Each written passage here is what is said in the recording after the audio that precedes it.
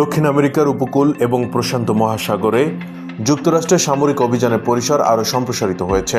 শুক্রবার মার্কিন প্রতিরক্ষা মন্ত্রী পিট হেগসেথ জানিয়েছেন, সর্বশেষ অভিযানে 6 জন নিহত হয়েছেন।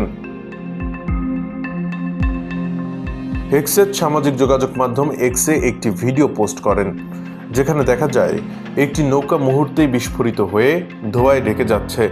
মার্কিন প্রশাসনের দাবি, এগুলো অ্যান্টি নার্কোটিক অপারেশন, মাদকবাহী নৌকা ধ্বংসের উদ্দেশ্যে পরিচালিত। তবে কংগ্রেসের উভয় দলের সদস্যরা এই হামলার বৈধতা নিয়ে প্রশ্ন তুলেছেন। 25 জন ডেমোক্রেট সিনেটর 10 সেপ্টেম্বর হোয়াইট হাউসকে লেখা চিঠিতে অভিযোগ করেছেন, প্রশাসন কেন প্রমাণ ছাড়া একটি নৌকায় হামলা চালিয়েছে। রিপাবলিকান সিনেটর র্যান্ড পলও উল্লেখ করেছেন, এই ধরনের হামলার জন্য কংগ্রেসের অনুমোদন প্রয়োজন। জবাবে ট্রাম্প জানিয়েছিলেন, তিনি তার আইনি ক্ষমতার অধিকারেই এসব হামলার নির্দেশ দিয়েছেন। মার্কিন পররাষ্ট্রমন্ত্রী মার্কো রুবিও বলেন, যদি মাদকবাহী নৌকা ধ্বংস দেখতে না চান, তাহলে যুক্তরাষ্ট্রে মাদক পরিবহন বন্ধ করতে হবে। সরকারি হিসাব অনুযায়ী এ পর্যন্ত এসব হামলায় অন্তত 43 জন নিহত হয়েছেন।